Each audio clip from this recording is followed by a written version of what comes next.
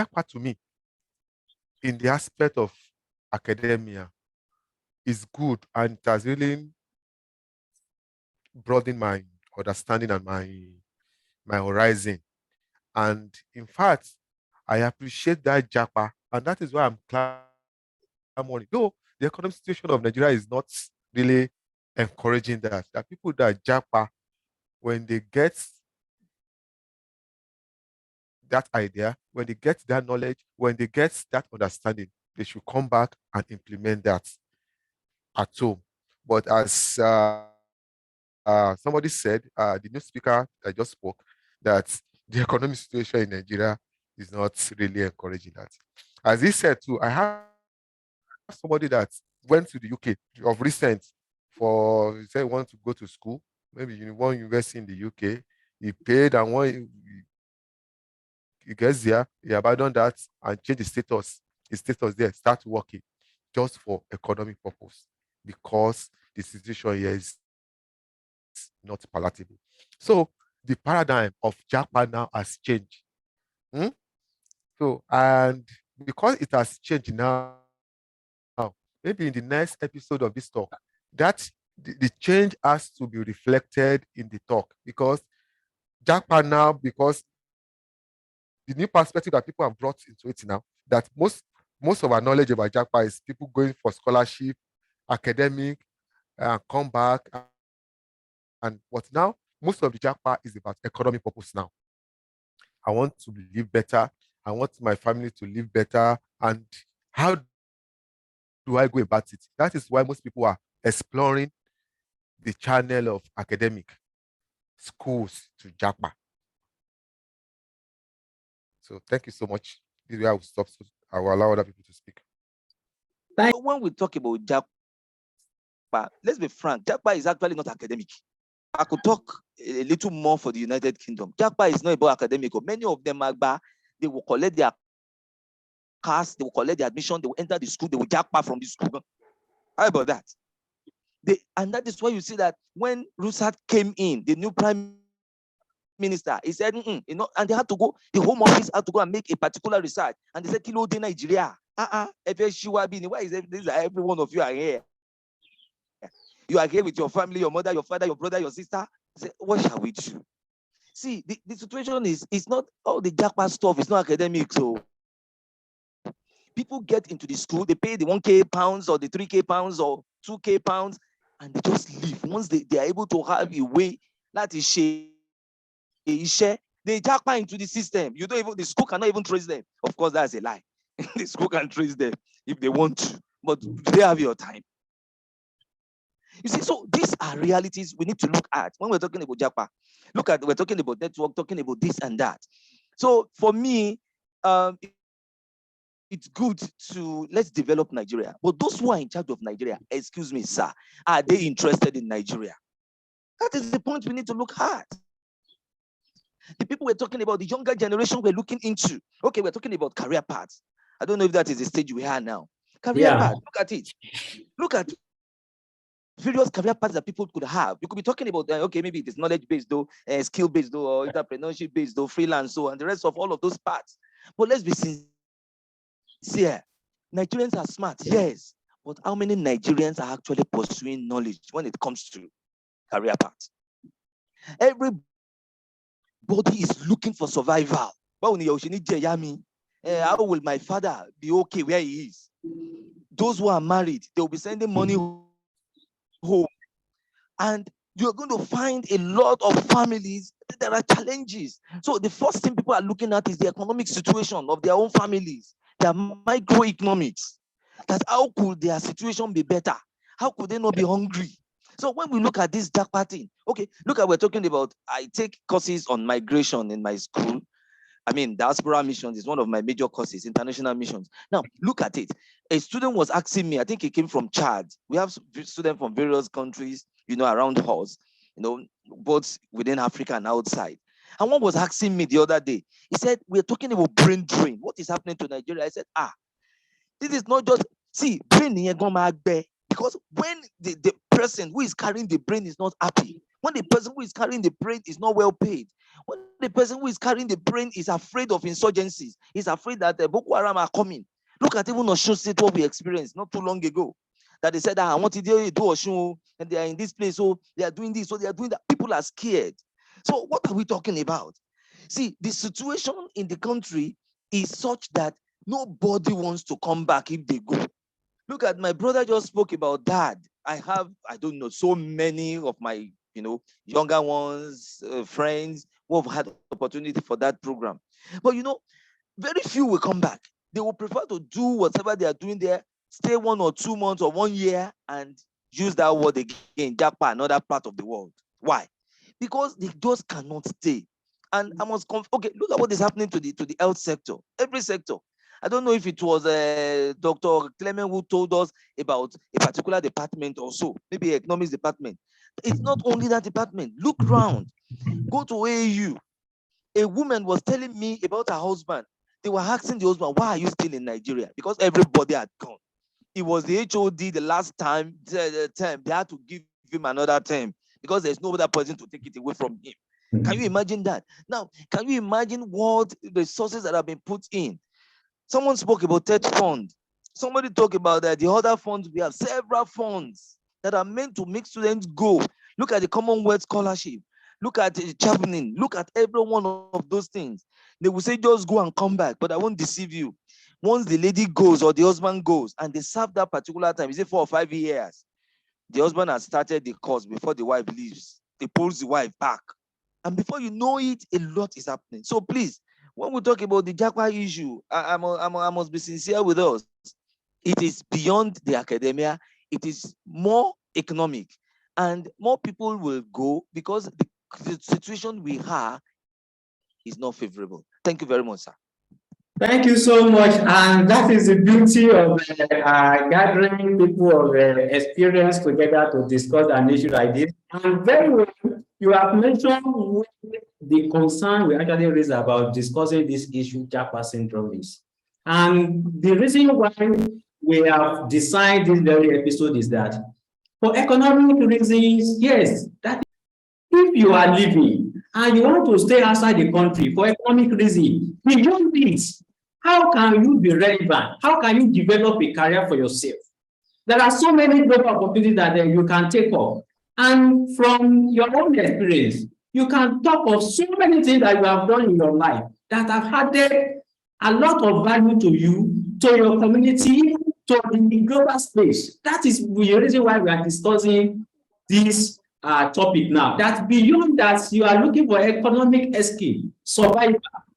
There are so many opportunities that the individuals, as many as they are, in their thousands, in their millions, there are so many opportunities that they can actually develop themselves career-wise and make a kind of a reasonable and highly impactful life and living a reasonable life without having to live at the pity of maybe taking up some menial jobs because they want to survive. Because the reason why I am so concerned about this very discussion is that I have seen so many people at their age in the later adulthood, they are useless.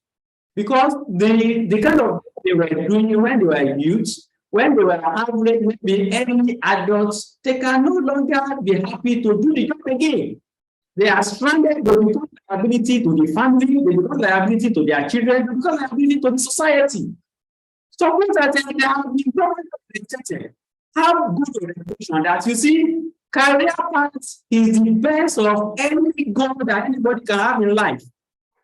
If it is ordinary skill and you are training your mind and your body and your expertise in it, the more you are getting older, the more relevant you become with the society. Not to talk of because of economic reason, you are taking up a many job. When you are 40, when you are 60, you can no longer be proud that you are doing that very kind of job. The where you travel to, they will see you as a community. That only they would like to repatriate you back to your country because you are no longer useful for them. And you are even not very relevant to what you are even used to do. And that's the reason why we have created this very that. Beyond Japa, what are the global opportunities in both scholarship and even fellowship? That's even in terms of any other career where that people can think of as they're traveling out, they get that orientation that we must do something that after several years, even at the end day, they will still be relevant. That is what we are actually discussing against the reality that you have created for economic reason and for survival reason. And thank you so much.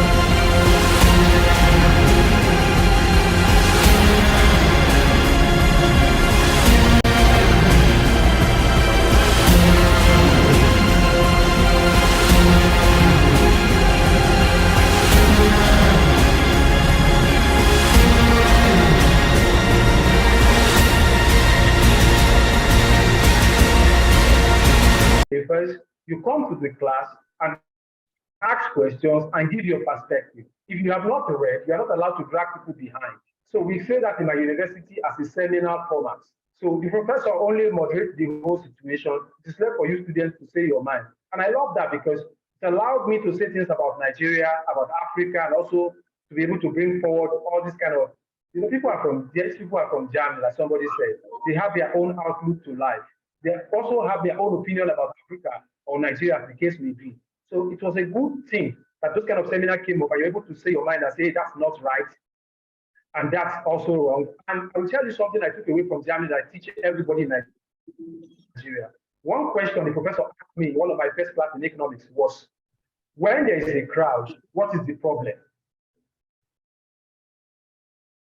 A typical Nigerian answer. So when there is a crowd, the place is always rowdy, the place is always rowdy and you need to do crowd control. And the guy was just shaking his head. And I asked him, did I get this wrong? He didn't say anything. It took me 6 months to understand that that was a wrong economic answer to that question.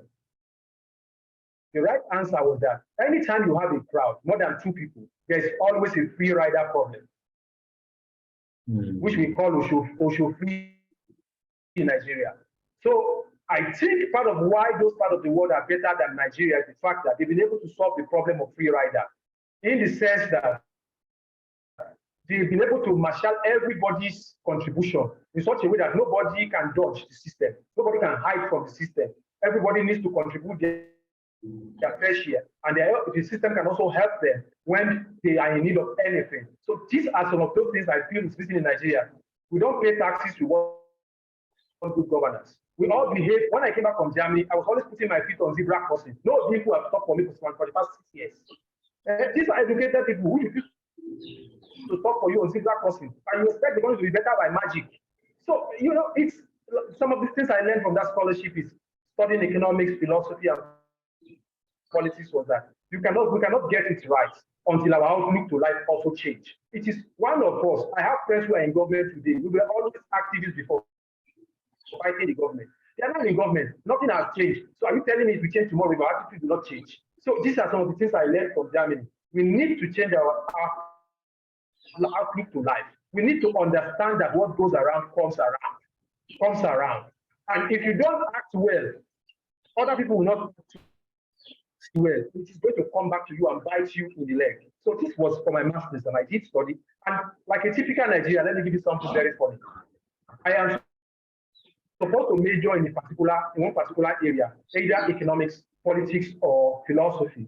And I was the first person to have majored, to have graduated in that course, in that what they call it, in that degree with a two major. I have a major in global economic development and a major in philosophy and society, making it.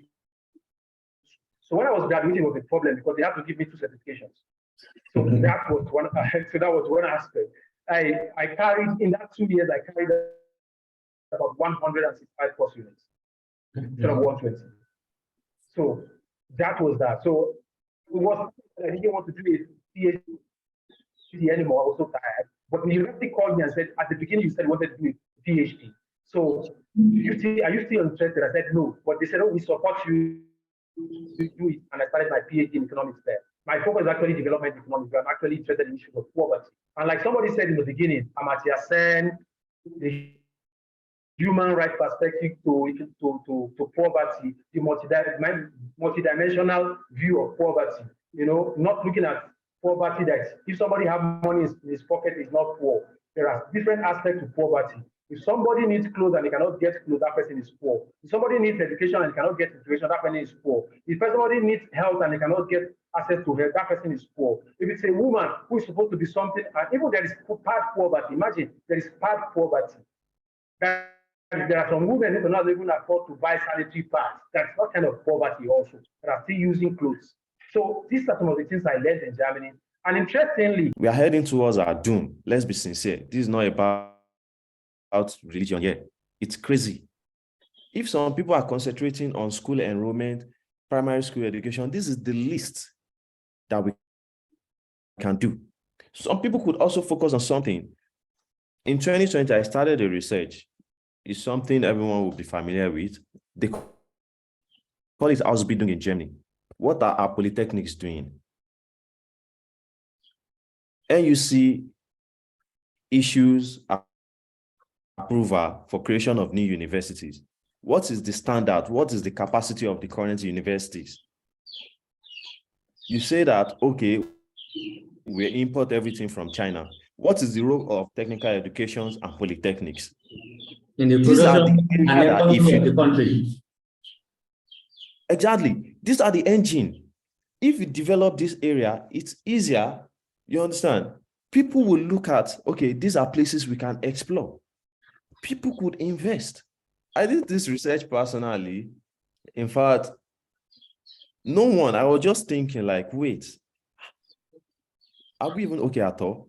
You don't need to import everything. They will tell you Germany is just catching up gradually with technology, and it's the reality.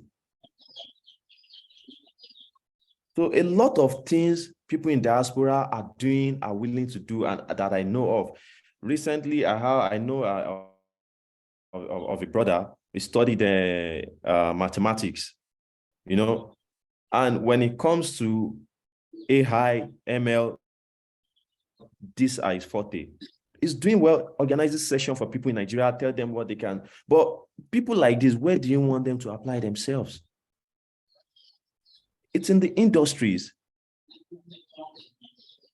And at the same time, we also need our private sectors. Everybody sees it as business as usual. It's easier for people. Of course, I know it's business. People can spend a lot of time on Big Brother Nigeria. People can, even Nigeria as a country, honestly, I'll say it's not only about the government, it's about the people as well. If it takes government decades to fix library in Abuja, for instance, but if you go across street, you see fish joints everywhere. Yeah, Dr. Wai said something about empathy. Some people prefer to go to a joint, spend money on fish, go to the club. These things, they do it in different societies as well. But until we understand the urgency of our situation as a people, it's not only the government, but the people as well. Private sector, individual citizens, we need to come together. And until we fix this, understand these nuances, I don't think we're going anywhere. Honestly, it's so sad. It's so sad. Recently, there's an issue. The team were trying to pay tuition fee for some kids. And then they said the headmaster of the school said they paid tuition fee to his account. in a government-owned primary school. That's serious. That one now, is it government? The headmaster is a normal person, is an individual, a citizen. You tell them to pay money into your school, that's how it is done. At every level, at every strata, we have corruption. It has eaten so deep to the extent that, for me, I don't think it's just government. I would always say that. People can come with different perspectives, but it starts from the people. Leadership is the outcome of the society and vice versa, right? Fine. And if they've taken us to this level, then what do? Then we need to start doing something differently. We shouldn't contribute to it, but it's not everyone that is seeing it like that. Everyone sees every opportunity to embezzle, to cheat, to steal as an opportunity to make a fortune, not thinking of the consequences.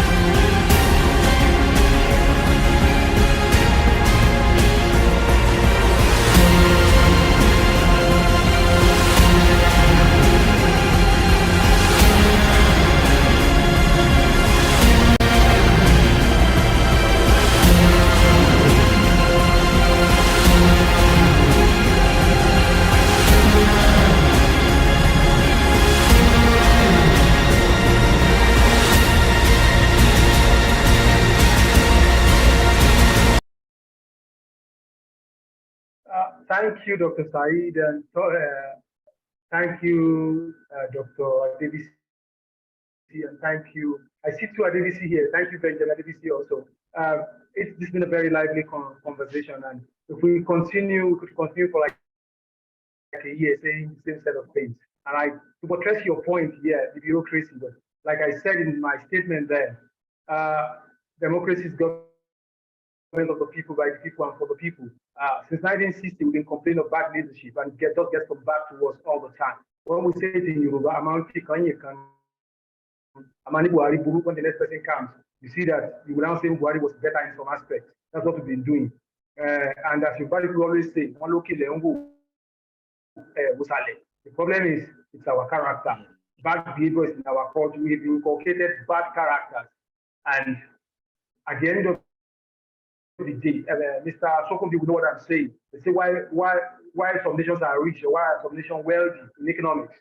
And you start seeing that some will tell you that it's because there are institutions. And what are institutions? There are laws. People must obey those laws. In Nigeria, we obey law. Even those of us who claim to be different from the other people, we, in some way, we are always supporting or even sabotaging the system without we knowing. So me, I'm saying that if we don't change our character, we'll always get the bad people into government. These people never become bad when they get into government. They've been bad before. So it's just that we need to change our cultural outlook to things. As for going out and coming back, it might be difficult, like somebody already said, for everybody to come back. Probably it will be 10%, 20% that will come back. But I don't think it's necessary for us to even come back to be able to develop our country. People like me have been running around Germany, going to Germany and coming back, 26 months in Germany, spending 6 months in Nigeria for the past 7 or 8 years. And I think it's okay for me, but I think I'm able to contribute a lot with that. And I also have people I talked to in Germany, we went to school together, who were doing projects at some level. I would advise that instead of tapping into government for projects, we should also be looking at private ventures and private intervention. I've been building a cassava app in Germany since 3 years ago with the support of Germans. I just brought that idea to Nigeria in my current work, and they said, "No, we would help you with it." You understand what I mean? But I'm slow about it. The organization where I work currently, they are giving 6 applications by Nigerians. The last one is a medical application by a doctor based in America. We've been working on that app at the private level to develop this idea of making medical records available across hospitals. So you can go to another hospital and they just pull up your medical records online, digitally, without you having to go something. So it is an initiative from a doctor in America. So these are some of the things some of us are doing at the private level that I think will be work and always change the system. I have an idea, and that idea is that if you put structure in place, those structures will affect the way we think and the way we behave, and we can have a better Nigeria. Thank you, guys. Thank you, everybody. Wow. Thank you so much. I think this is synchronizing. Yeah. Ideas is not a problem for the scholars to actually render or provide or even service any government agency or system or sector, but the implementation are how they absorb it. Thank you so much. A brief introduction, and they embrace this very discussion. We would like to thank you so much for that very welcoming and participative interaction that we have had. And let me also state that another idea came up to actually take this very discussion forward. We are planning to actually produce the Japa Syndrome magazine. We are going to narrate the episode 1, the episode 2, and the episode 3 of it that we are wrapping up today. And also we are going to feature the profile of all the guests. We have had till now 14 guests. So we are going to take their career profile, their personal history, background, and also what they have been able to do and their motivation for the aspiring scholars and the career professionals. So we are going to take it in that very magazine. And what is going to be the modality, we are going to work it out, and we are going to share it with everyone that has participated in this very Japa Syndrome discussion and beyond. So that is another dimension we are taking it, because the videos, many people, as they would like to watch the videos, many people would like to have the text, which is will be in form of the hard copy. So we are taking it to that level, and we will carry everybody along. And let me take the final and the wrap-up work from scholar Sahid Sokumbi. Yeah, thank you very much, Dr. Sahila Adebisi, my namesake. Yeah. So apparently a lot has been said, and it's been interesting, honestly. Being part of this kind of conversation is something I really like. Yeah, I'm so passionate about conversations like this. And just one thing I would advise is perhaps you can broaden this, honestly, within our learning institutions, you know, and these are the kind of conversations that people should be conversant with. Information is key. A lot of people don't have that information, and with the level of things now, ignorance is not even an excuse. It's not, again. So we need to make sure we put the words out there, and at the same time, we should continue to be the good citizens of Nigeria wherever we are, and to wrap it up, adding value wherever it is we are. I encourage every one of us to keep that up. Thank you very much for the invitation. Thank you so much, and we can on our video to say goodbye to ourselves now as we close this very session. So thank you so much, and this is how we come to the end of the Japa Syndrome discussion, episode 3. So we are going to update us on the further discussions, and when our attention is needed for further interaction and contribution, we are going to reach out to us. Thank you so much, and God bless. All right, thank you. Bye. Yeah.